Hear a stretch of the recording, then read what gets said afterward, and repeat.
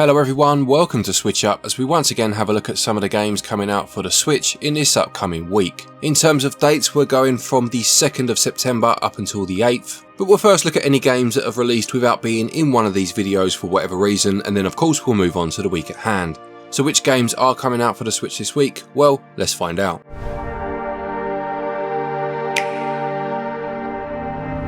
Let's start with a game already out then, and this is Rhapsody Marl Kingdom Chronicles, which comes via NIS America. This is a collection of two games, being Rhapsody 2 Ballad of the Little Princess and Rhapsody 3 Memories of the Marl Kingdom, which I believe have been localised for the first time in this particular bundle.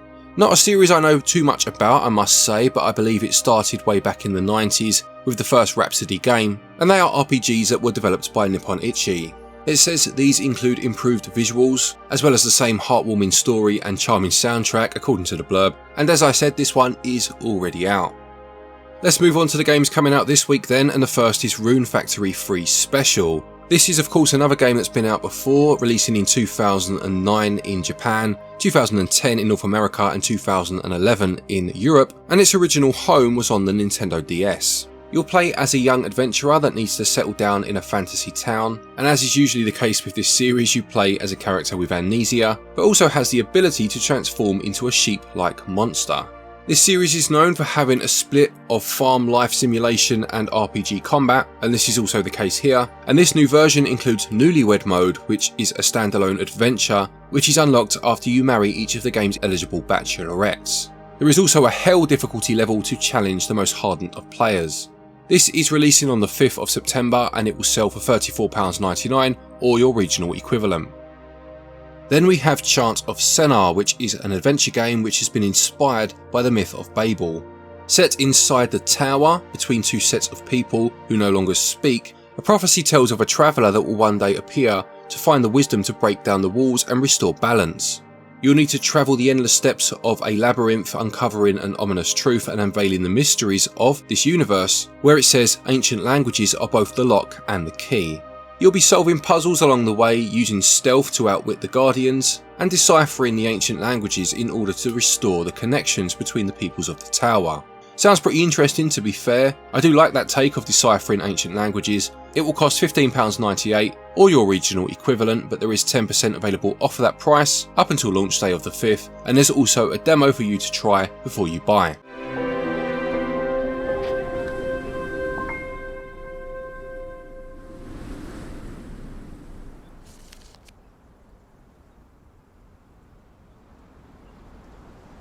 Following on from that then, we have the Dragoness Command of the Flame, which describes itself as a classic strategy RPG inspired game set in a war-torn fantasy realm.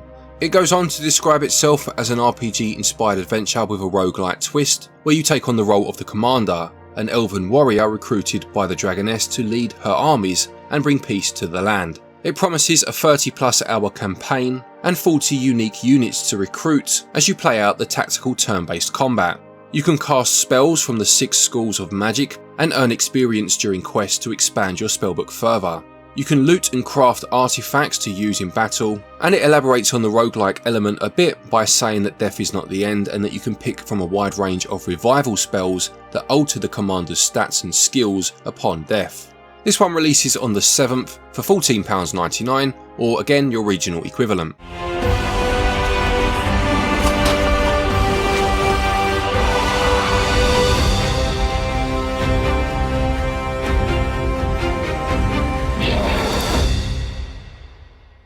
Next we have a game called The Many Pieces of Mr. Koo. Now I must say this doesn't have a trailer on the eShop or much of a blurb, to be perfectly honest, but I was captivated by the art style, so I wanted to give it a mention.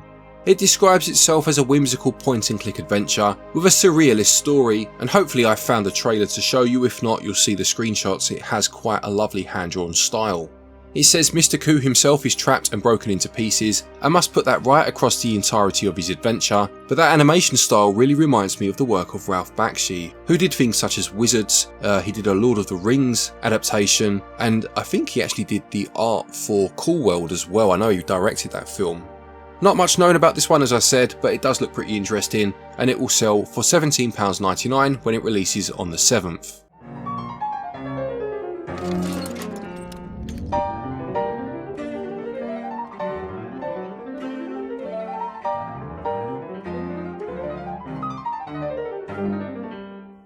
Next we have Anonymous Code by Spike Chunsoft, which is from the creator of Steins Gate, a game I always meant to pick up for the Switch and didn't, and now it's very hard to find, and this one takes place in Tokyo in 2037. You play as Pollen Takioka, who is caught up in a tangle of plots as a result of encounters with a mysterious girl named Momo, and faces major events that shake the world. You have to live the experience of Pollen, helping him hack the myriad branches of reality and load the ending that saves the world. I don't know much about the Steins Gate series other than I really wanted to play it, so I'm not sure if this continues a story from that or if this is a completely separate entry. Please do feel free to let me know in the comments section if you know more about this game than I clearly do. It's going to release on the 8th and it will cost £49.99 or your regional equivalent, but you can get 10% off of that price up until launch day, and there's also a digital deluxe version available too, with a number of different bits added for obviously a higher price. Also this week we have Fae Farm, which is a game I know many people are looking forward to. You'll need to create your own home in the enchanted world of Azuria, meeting charming characters along the way, forging relationships, and discovering ways, it says here, to infuse magic into everything you do. You can customise your character, master the arts of crafting, cooking, potion making and more as you unfold the mysteries of the island. It can be played solo or with up to 3 friends, both in local or online, and it does say here that this is just the beginning of the adventure, as in both December 2023 and June 2024 there will be 2 waves of free additional content to expand the contents of the game. Interesting to see this releases in the same week as Rune Factory 3. That's not to say they aren't different enough to coexist, it's just funny how these things work out, but this one releases on the 8th for £44.99. Realms where magic comes to meet us, together or apart. Encounters far beyond our imagination. Then we have Whitestone, which says to blend elements of RPG, horror, action, comedy and romance in a game that's inspired by titles such as Corpse Party, Dead Space, Dark Souls and the Persona franchise. Quite a few different genres mentioned there. It says here that you are aboard the Sun Chaser at the dawn of the 20th century with Jack and his crew when a madness spreads across the ship. The crew now look at Jack with paranoia, Jack looking back upon them with the same, and unsure who to trust, Jack is forced to fight the nightmares. Sounds like an interesting premise, and it says here that there is a story that's about 10 hours long, set over 30 in-game days. There are 6 different routes, with different characters, combat levels and story focus. There's a new game plus, and 20 crewmates to interact with, each with their own side quests. Again, no trailer unfortunately on the eShop, but looking at the screenshots it's very hard to decipher exactly what sort of game it is. Obviously with so many different influences, it could be that it meshes a number of those into one hybrid style. It'll be interesting to see how that pans out, and the price is certainly tempting at £17.99, and this one releases on the 8th. The penultimate game for the week is Night at the Gates of Hell. This is a survival horror adventure game which is heavily inspired, it says here, by the Italian zombie horror films of the late 70s and early 80s, and throughout the game's chapters you'll be navigating levels in search of clues, weapons and items to solve puzzles and help you escape or destroy the zombies. As you'll no doubt see from the trailer, it uses that grain effect to replicate the film style of the 70s, and in terms of graphics it seems to go for an early 32-bit style. I'll be honest, when I first looked at the screenshots for this game I thought it was going to be a light gun game akin to something like House of the Dead, but on closer inspection I think it looks like a first person shooter. Either way, this one is out on the 8th and it will cost £12.49 or your regional equivalent.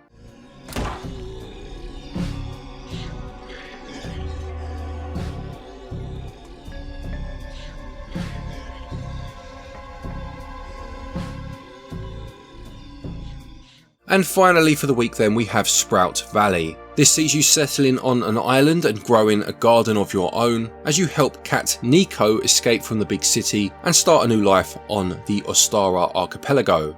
Your garden will produce many products that you can then sell to earn money, and you can then reinvest this to make your garden even bigger. As you would expect with such a game, as well as the farming side, there are other activities such as mining, foraging, crafting and fishing, and you can unlock new recipes and abilities as you go. Quite a stacked week then for farm-like simulation games, and this one releases on the 8th and will sell for £16.19 or your regional equivalent.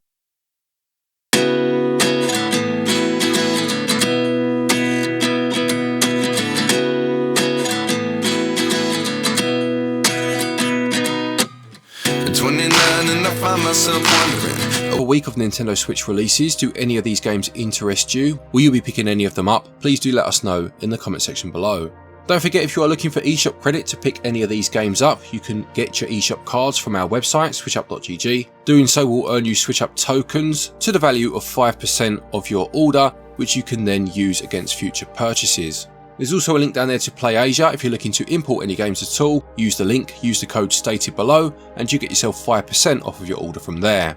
A quick thank you to our patrons and our channel members for your continued support, and to each and every one of you for watching our videos. Take care, and until next time, happy gaming.